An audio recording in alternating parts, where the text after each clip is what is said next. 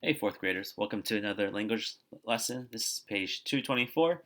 We are continuing our lesson on using a dictionary. All right, let's get started. One really important thing to keep in mind if you ever get a chance to look through a dictionary, you would notice that if you look up any words that end with S, ES, ED, ING, ER, and EST, you won't find it as an entry word. For example, if you're looking up the word discipled, and you were looking at all the entry words there, you won't find it because discipled ends in ed. You won't find the exact word discipled. You would need to look up disciple instead, the root word. So just if you ever get a chance to look at a dictionary, just know that you would need to look up the root word. You need to know the root word of the word that you are looking up. Okay, think D. Look up the words hurry. Let me highlight this. Look up the words hurry, army, dim, and gaze in the dictionary. On notebook paper, write the words formed from these root words, which are listed under each entry. Okay. So we know that a word can have multiple forms, right?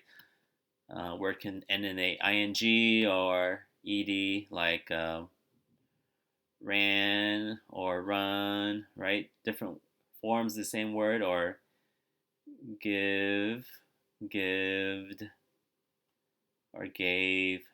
The same word with different word forms. So dictionaries will tell you the different word forms for a root word. So to do this, if you guys have a dictionary, you can use that, or go back to that one website I told you guys about, wordsmith.com. Over here, type in hurry, click go. All right, I'm already here. So if you look here under inflections, you would see that it will show you the different forms of the word hurry. So another word for hurry is hurries. Another word form for hurry is also hurrying and hurried. So this is what you would write on a separate sheet of paper. So take a separate sheet of paper. You would write first, I want you to write your name in the top right corner. Okay, you guys need to get into the habit of doing that. Usually, you would write your name on the top right corner of a worksheet. And you would write think D and underline that. Number one was hurry. Write the word hurry. And then colon. What were the words again? The different forms. Hurries,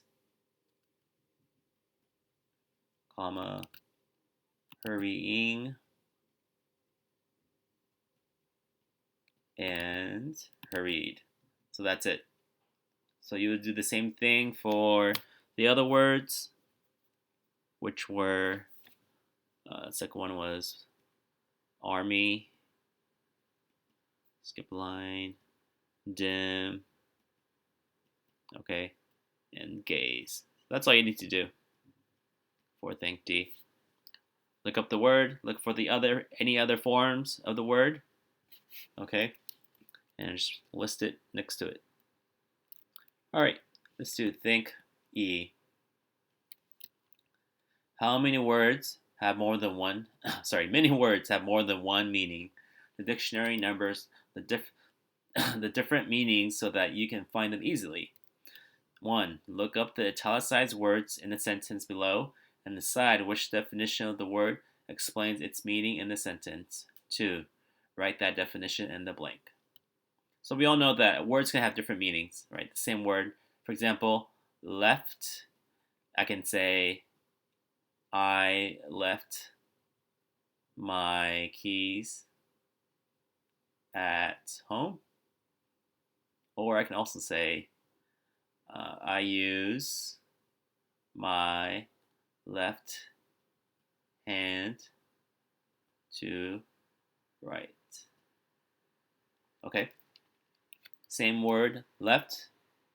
but used, same word left, but used in two completely different ways, right? This meaning means to go away from somewhere, to leave somewhere, and this left means direction, right? Like left or right, left.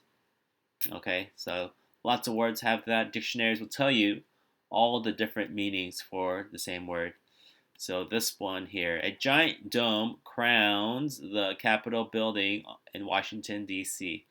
So they want you to look up the word crowns and figure out which definition is this word crowns using in this sentence.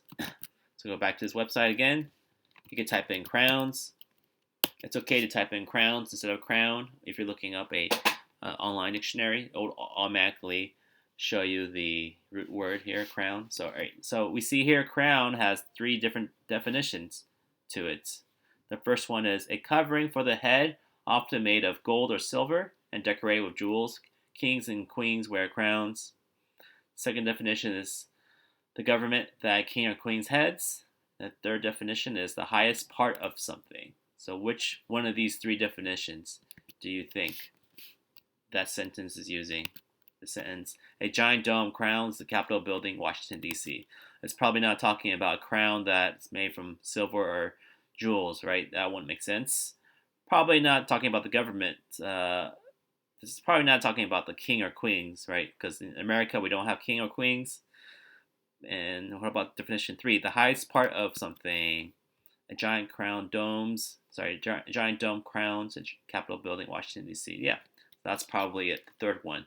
So you will copy the third definition here, which is the highest part of something. The highest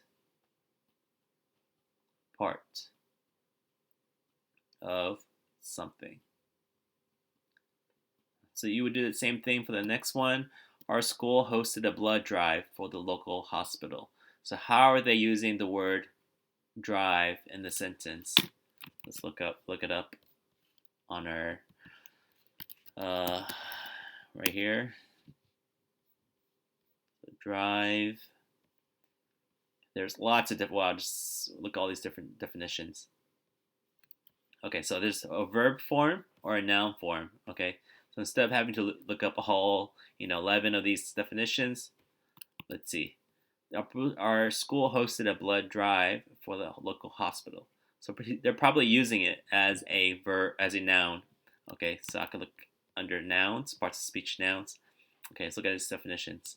A trip in a car or other vehicle, probably not that. A forceful push, no. A road designed for cars and other vehicles to travel on. A strong desire, ambition. A group effort to reach a goal, such as to raise money. Or, yeah, that's it. Okay, so which one of these 5 you think they're using? How are they using the word drive? Which definition of these 5 here?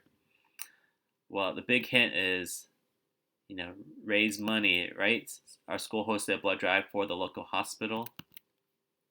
So more than likely, that's probably the definition that they're using.